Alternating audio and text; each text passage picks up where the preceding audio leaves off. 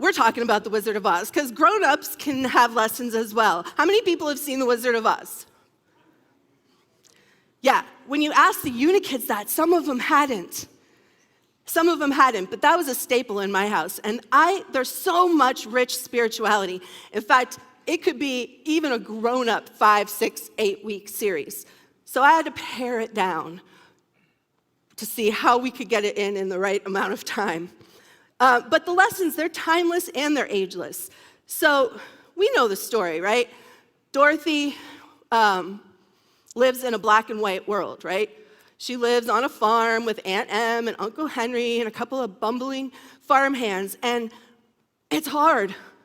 Sun up to sundown. You get up, you work the farm, you go to bed. Lather, rinse, repeat, over and over. And when she wanted to add some levity, she kind of got her hands smacked. It's like, nope, this is what we do. So she dreamed of a place where she could go somewhere over the rainbow, where she could go and things would be not so quite black and white. So I have invited Caroline, who is one of our YOUers, to come up and sing Somewhere Over the Rainbow. Let's give her a hand.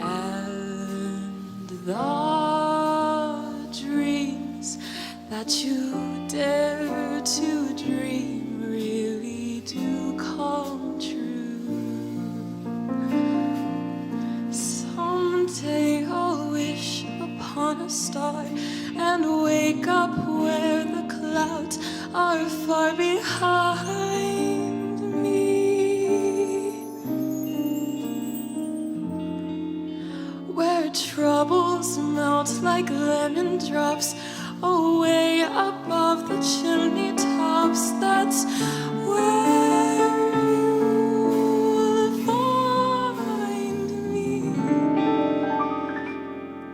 Somewhere over the rainbow, bluebirds fly.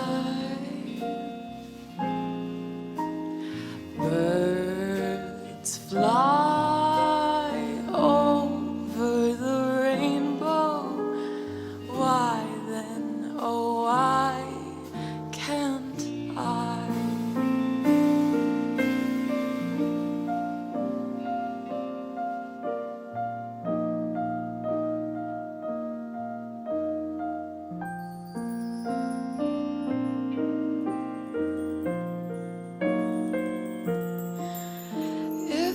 Happy little bluebirds fly beyond the rainbow. Why, oh, why can't I?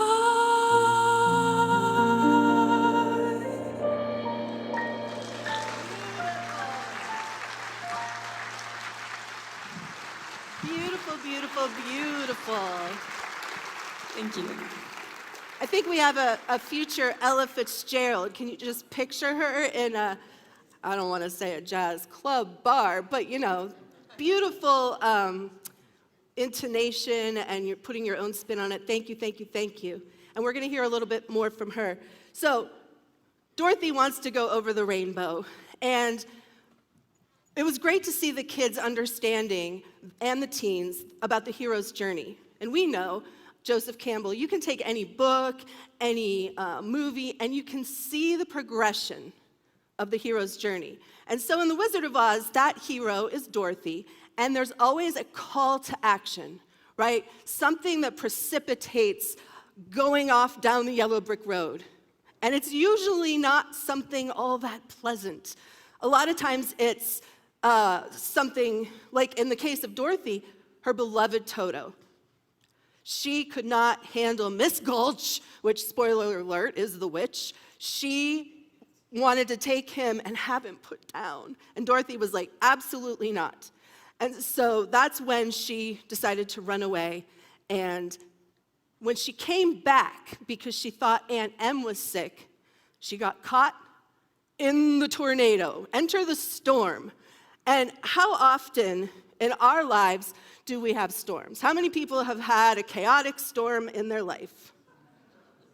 How many people have had a chaotic storm in their life in the last week? I mean, maybe it's like level 1 hurricane, or maybe it was level 5 hurricane, but those storms happen. Maybe for us, for Dorothy it was Toto, but maybe for us it's the loss of a job, or a relationship, or a diagnosis, or what's going on in the world. We can feel helpless. And so that storm comes, and the next thing you know, we're swirling around and not taking action and not knowing where to turn. But in the eye of the storm is stillness.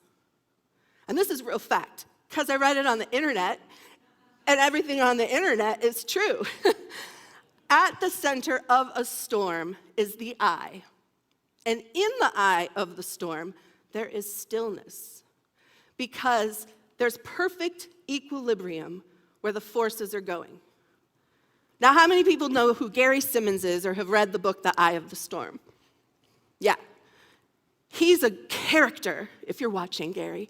I got to take a class with him, and he wrote a book called The Eye of the Storm, capital letter I of the storm. And he likens that storm motif, that we can be the eye of the storm with whatever's going on in our world. We can get to that still small place. Charles Fillmore calls it going to headquarters. We talk a lot about how prayer and meditation, or the silence, whatever it takes to get you into that eye, we have that available to us. Are we still having a human experience? Yep. No metaphysical malpractice or spiritual bypassing on this platform. We are having a human experience. Is our storm scary? Yep. Do we sometimes feel like we have no hope, or we are helpless, or we don't know? But in the eye, we know the truth is that we're not the job, we're not the test, we're not the midterms. A lot of our YOU are juniors. Who remembers all those AP classes and PSATs and SATs and scholarships? You guys, it's a lot. It's a lot. I hear you. And within that chaos is also the eye for you guys as well. And unfortunately, it doesn't stop. Through the rest of while you're wearing the human suit, the storms are going to come. And so Dorothy, she wants to go over the rainbow, and she got put up in the sky with the storm, and when she landed, I was thinking about 1939 was the first time there was a Technicolor movie. Imagine being in the movie theater when she opens that door. There would have to be no dry eyes. Can you imagine, as a moviegoer, you've never seen Technicolor? Kind of like our 3D maybe the first time. I know my mom shed tears the first time she saw 3D, as did my dad. We're an emotional family. But for Dorothy, spiritual journeys are not for the faint of heart, right? If we're going down that path, we're all walking each other home, as Richard's saying, but it's that stuff that moves us forward a lot of times. So Dorothy gets to Oz, Munchkinland to be exact, and she immediately wants to do what? Our kids told you. Go back home. This is not what I signed up for. Flowers talk, and a witch just came and blew up, and some other witch came in a bubble, and they think I'm a witch, and she wants to get home. So now she's off to find the wizard, that larger-than-life thing that's going to help her get to where she needs to be. And so I'm going to invite up 4 of our YOUers. While they're coming up, pay no attention to the teenagers behind the piano. So YOU in general indulged me on my fangirling over The Wizard of Oz, because I wanted all of youth ed to and you guys, to kind of be on this path together. And so they came one Friday night, we got pizza, and they watched it. And the conversation that took place the next Sunday was amazing. They have so much wisdom and perspective on all these things. And so it's been a long time since our YOU have been up here with us. And we want to celebrate that today. And you're going to be seeing over the next few months a lot of our different YOUers come and share. But today we have 4 who are going to join me for a little bit of an interview. So bring your chair. You probably can't bring my chair, huh? I'll grab it. He'll get it. While that's happening, and mine's going to go in front of the podium, our lead sponsor, Susan, couldn't be here today, nor could John, because guess where they are? They are at a former YOUer's wedding. Miranda Baker, if you know her, got married yesterday, and so it's just, they felt so bad they couldn't come and support them live. They will be watching, or maybe already are if they're driving back. But that just shows you the relationships that are built in these programs carry long past, and Miranda is now the youth director at Unity of Greensboro. So that's where some of our sponsors are today, but they are supporting you in heart. No, it's closer. Closer. You wanted me on a chair? Come hither. All the way. I am not in front of you. Okay. So we're all going to put our hand in. Go YOU! That gets rid of a little bit of the nerves. And so no, really, up so I can look at you. Come on. Are you afraid of heights? Okay, there we go. So we have Raleigh, Vaca, Maddie, Curry, and I don't know how to say your last name, Jamie? Belkey, and you've already heard Carolyn Shigas that are here with us today. And just quickly, tell them how old you are, what grade you're in. That'll be like ripping the Band-Aid off of speaking. Right. I'm 16 and I'm a junior. Okay. I'm 15 going on 16 and I'm a sophomore. Pretend like you're yep. You're a sophomore. I thought you were a junior. I'm also 15 going on 16 and I'm a junior. 16, 17 next month, I am a junior. Yes. So let's first give them a round of applause for being willing to get up here in front of all you guys.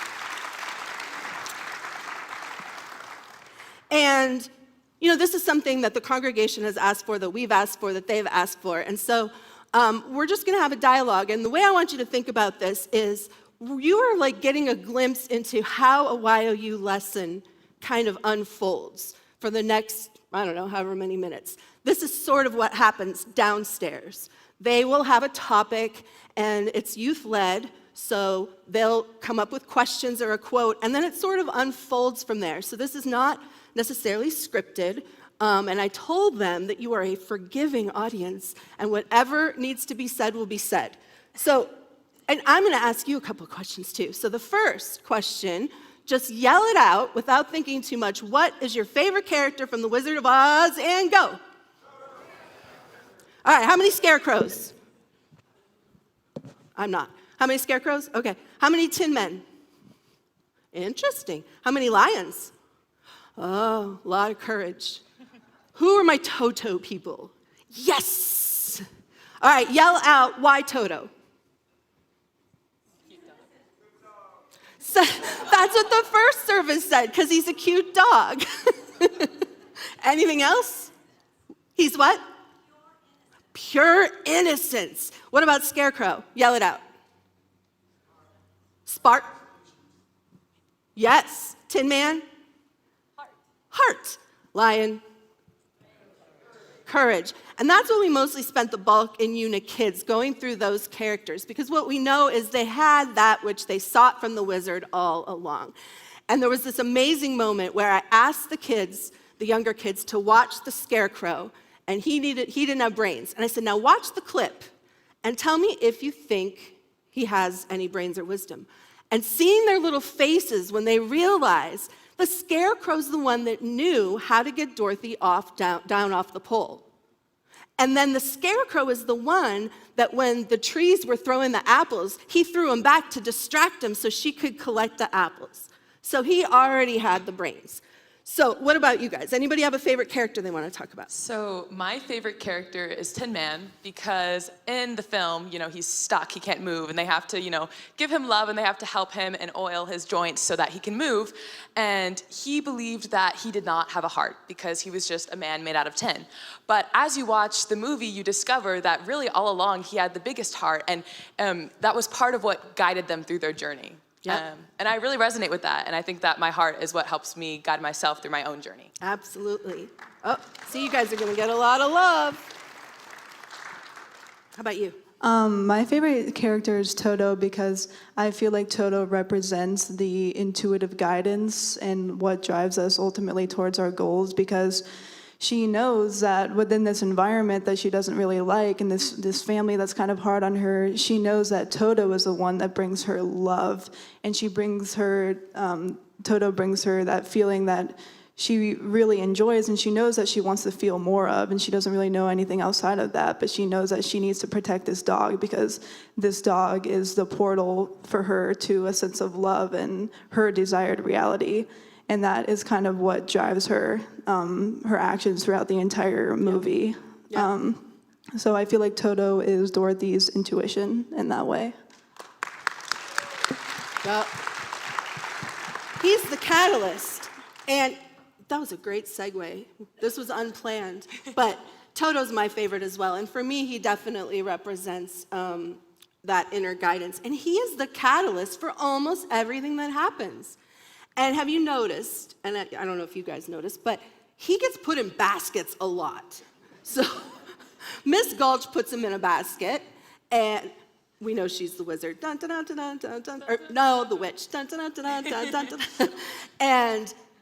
And he jumps out. So he's in the dark. And how often does our guidance or our divine intuition maybe get put in the dark? But what does Toto do? He jumps right out off the back of that bike, and he has absolute faith that the net will appear, or in his case, the ground, because he's got 4 legs, so he's at an advantage. And later, he's at the castle, and again jumps out of the basket. He's the catalyst for a lot of things. And so, even Jesus in Matthew 5, our way shower, talks about, do we hide our light under a bushel? So I thought, who would have ever thought that Jesus of Nazareth and Toto from The Wizard of Oz would have something in common? And now I'm picturing a painting. He's got a little basket. No? Yeah. I had the pleasure of accompanying these 4 to the International YOU, which is an invitation only, and some of our other, Rory was there, some of our other YOUers, there were 6. We had the largest contingency. So we are really the example in both the region and really nationally. And so I've gotten a chance to spend some time with them, and I cherish it. What about you? Any favorite characters? Don't feel you have to. But. My favorite is the Scarecrow, just because he's hilarious, and he's also always willing to give out an answer even if he's not confident that it's the right one. And he's also not afraid to lean on the others for their traits that will help propel him forward into making the right decision for everybody. And do you think that's because he thinks he doesn't have a brain, so he's almost open to not having to be the smartest? Yeah, I think that he's not afraid to be wrong, and I think that fearlessness is really admirable. Yeah.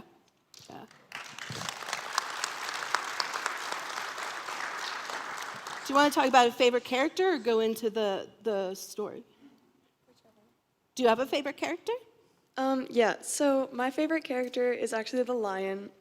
because he battles with anxiety all throughout the movie, and I feel like we can all relate to that.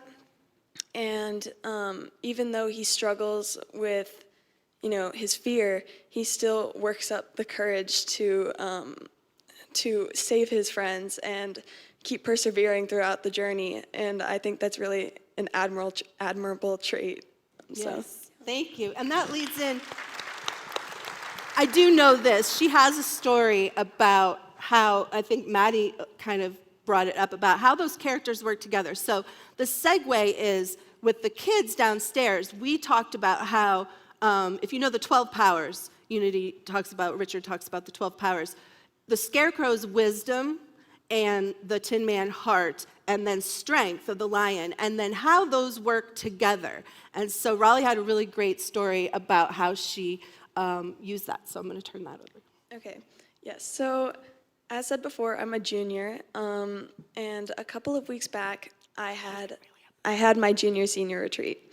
And so we went to this camp. It was called Camp Highland, and their whole thing was, activities that were sure to make people uncomfortable, and you would have to persevere through your unease and accomplish the tasks. So a lot of them had to do with heights. I do not do well with heights. Anybody else can relate? Yeah, I am. It's not good. And so our first activity was rock climbing, and that's, I was never gonna try it, but I knew in my heart that I was going to regret it. And so I gathered up the courage to do it even though I was scared, and I used my mind to rationalize and understand that I am safe and that nothing's ever going to come to harm me, because even though it seems really scary, in reality that I am safe. And that's what helped me through a lot of the activities, and I was able to enjoy myself. So yeah. Tell them about the one. How high up was it? Oh, there was this one activity. It was like a 40-foot pole, and you had to kind of scale it, and at the top you had to stand on top of this pole and jump onto this trapeze in the air. I touched the top of it, so It's all you can ask for. If you're afraid of heights, that is definitely a win for sure. 40 feet straight up. So, yeah, I love how you guys all sort of mentioned how using all those characters kind of can come into play. So now we're going to get into my fangirl. You all know, what's my favorite part of the movie? The poppy field, yes. So, she knew that. So I was going to show the video, but I knew that there was so much going on. Who remembers, you remember the poppies? We're out of the woods. Oh, you know the song. All right, then. Is she embarrassing you? No, that's Maddie's mom. So, they finally get out of the woods, and there it is, in the distance, the Emerald City, where this wizard, who's going to solve all their problems, lives. And so, all that's between them and their goal is a really pretty field of poppies. And so they start running across, and what happens? Dorothy starts to fall asleep. You don't even see Toto. You eventually see that he's just asleep on the ground. And so the Tin Man and the Lion are like, oh my gosh, or the Tin Man and the Scarecrow are like, oh my gosh, Lion, courage, help us. And the Lion falls asleep. And so I was thinking, wait, this is cool. So when our goal is in reach, how often does fear and ego pull us back? And so our courage might fall asleep. We, the hero, might fall asleep. Our guidance and intuition might fall asleep, and our logic brains and our hearts start going like this and panicking. And I was like, isn't that brilliant that they knew that? And Caroline said, I was speaking to how the brain and the heart have to work together. No, what did you tell me when I said, Oh. isn't it interesting that those are the characters that fell asleep? Right, I said it had to do with the respiratory systems because they're mammals. I had the whole metaphysical, and she goes, well, Julie, they're mammals. Okay, so probably the movie makers thought, we'll make the mammals fall asleep. But the point, we have this whole meaning making, right? We're gonna just do it wherever we want. So yes, now you can, how they all had to work together. Right, and then how, the brain, the scarecrow, and the heart, the Tin Man, eventually figure out a solution and guide everyone out of the problem and towards the Emerald Palace. Yes. Thoughts on that? I almost feel like that kind of turbulence within us can come up because we don't realize that the journey is 99% of the process. And if we don't enjoy the journey for what it is and only have our eye on what the goal is in the end, well, like the end goal is only a moment in time that you experience that usually, depending on what it is.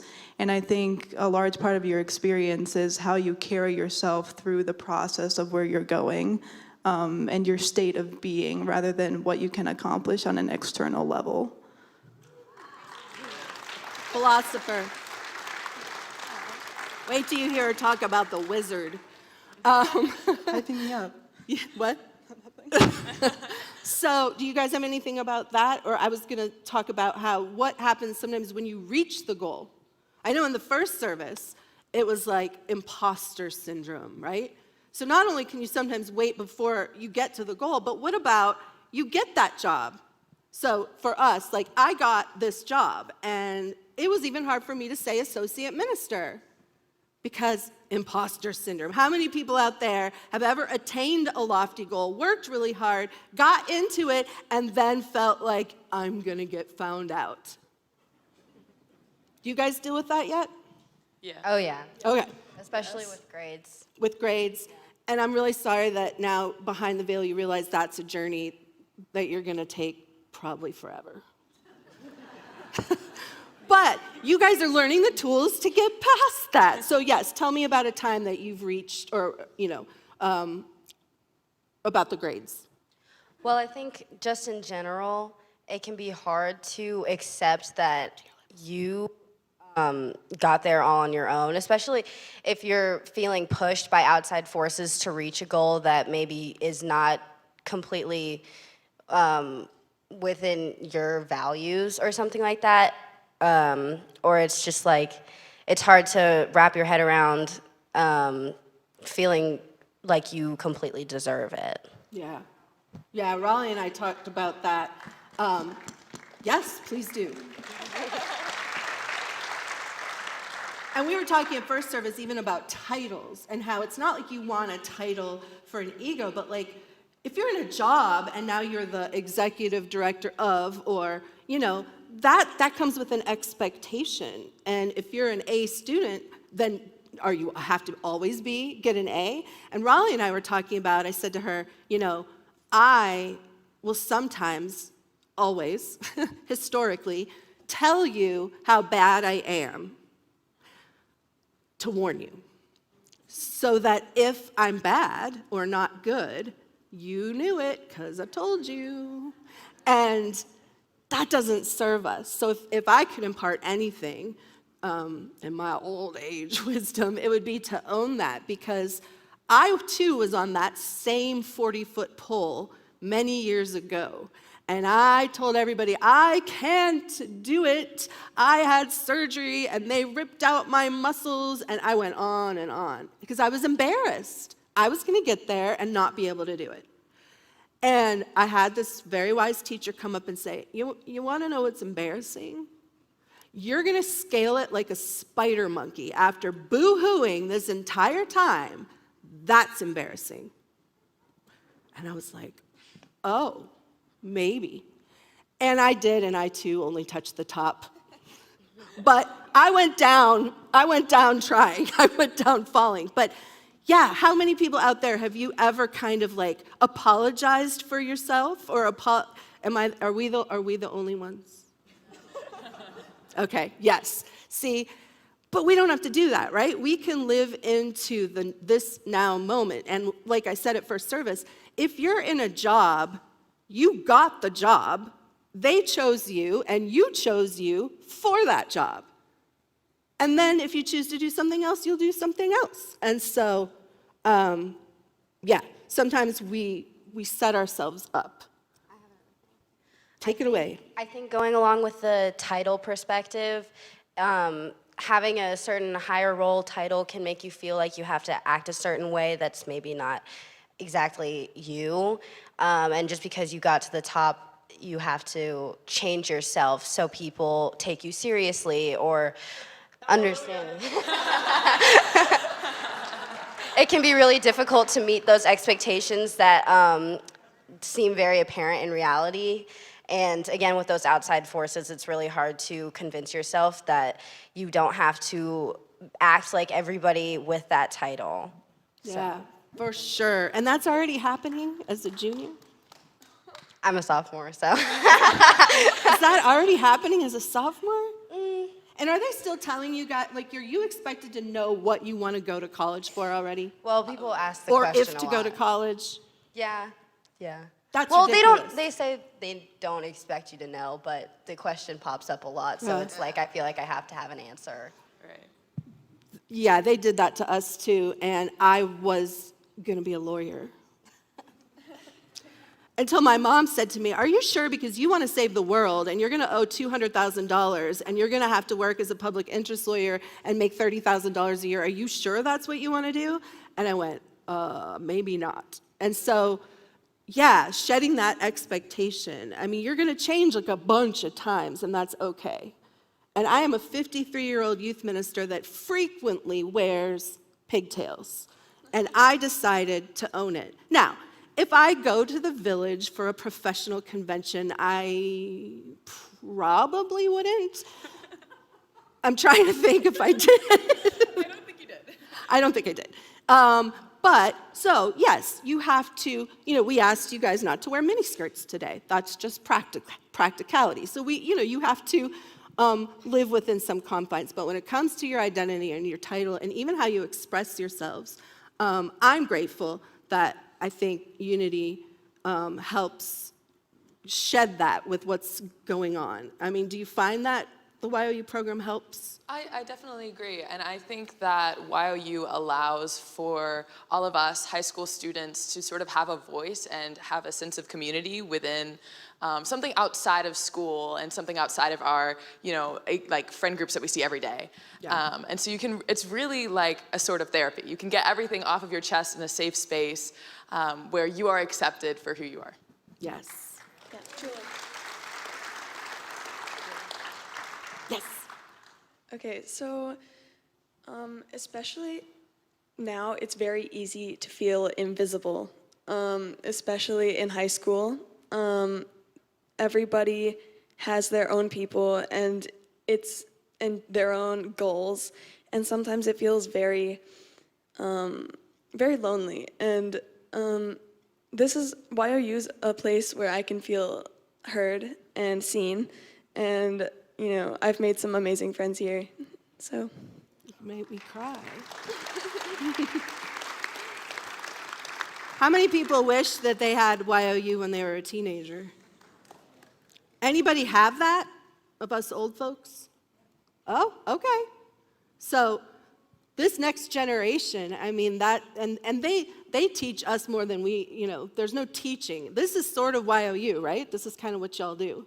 It's more student-led. Yeah, for sure. Yeah, they figure out what's up in the field and they come up with questions and then let Spirit does what Spirit does. And so we're about to move into meditation, but Jamie deconstructed my thought about the wizard. So I have been an Oz fan for forever. And so my idea of the wizard is you don't have anybody outside of you. Dorothy had it all along. How many of us have that expectation? Maybe it's parents, which that never goes away either. Your parents, you're always going to want to please your parents, and you're going to have that. But, outside forces that experts, gurus, ministers, And now on the internet, there's so many things that people think they know the truth. And you have to use your inner Toto, right, to discern what is your truth.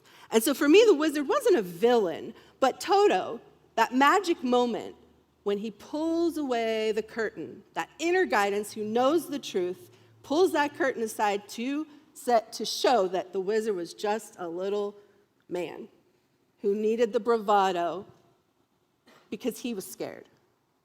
And then Jamie came along with her perspective on the wizard, and I went, oh my goodness. So no pressure, but just tell us about whatever you say. Yeah, no pressure whatsoever. But she had a really interesting take on the wizard. Do you want me to set up all the different characters he plays, or do you remember? Oh, no, it's fine.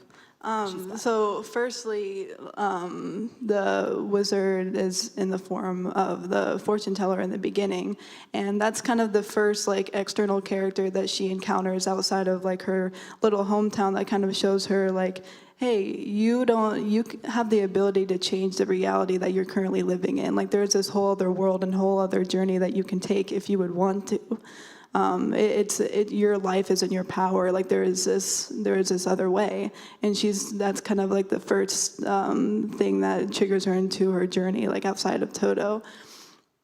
And I almost feel like the different forms that the wizard takes throughout the movie represents the different aspects of our mind that we come into conflict with as we take our spiritual journey. So all the things that we thought that we were, or that we were maybe taught from external forces that we were, you kind of break all those things down and you realize that all of those external forces that I thought I was pushing against, and all that space and time that I was dragging myself and my 3D body through what I thought I had to do, it was all within my mind. And all of these I feel like all of the characters that the wizard plays is like the different aspects of ourselves that we kind of bring to life and that we need to play or adapt to throughout the journey. But it's none of it is real. Those different facades or those different kind of states that we embody can be useful from moment to moment, but it's ultimately, it's not really us. Right. It's just... Because he's the guy at the door, and then ultimately, once he's not the wizard, he's the professor again, he's going to take her in the hot air balloon, and still, she had it all along. And you realize, oh, it was all of my issues were happening within my own mind. Yep. Like it was me the entire time. Hey, me, I'm the problem, it's me. Exactly. I will quote Taylor Swift whenever. So thank you for being willing to share. Thank you for taking a peek into our YOU and what they are doing.